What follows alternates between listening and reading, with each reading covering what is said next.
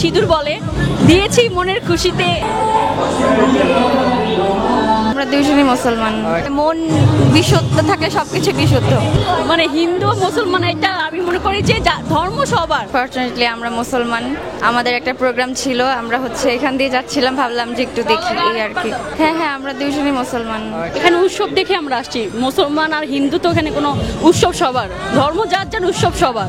এটা হচ্ছে দশমী, এই দিনে ওনাদের যে প্রতিমা, এটা ওনারা বিসর্জন দেয়, ওনাদের যত আর ওনাদের একটা হয়তো থাকে। আসলে আমি যেহেতু মুসলমান, আমার খুব একটা আইডিয়া নাই যে সুখ শান্তির যে বিষয়টা আসছে ষষ্ঠীতে, দশমীতে ওনারা বিসর্জন দেয়। এই তো ওনাদের প্রতি বছর ওনারা এইভাবে সেলিব্রেট করে।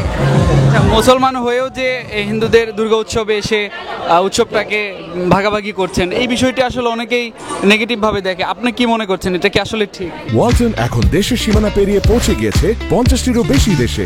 ওয়ালটন, ঘরে ঘরে বিশ্বজুড়ে। হ্যাঁ, এটা যার যার ব্যক্তিগত ব্যাপার।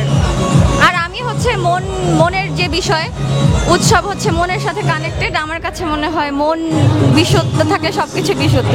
আমি কোনোভাবে দেখি না, আমার সাইড থেকে আমি পজিটিভ ওয়েতে সবকিছু চিন্তা করি। এটাকে সিঁদুর বলে, দিয়েছি মনের খুশিতে, আর কিছুই না।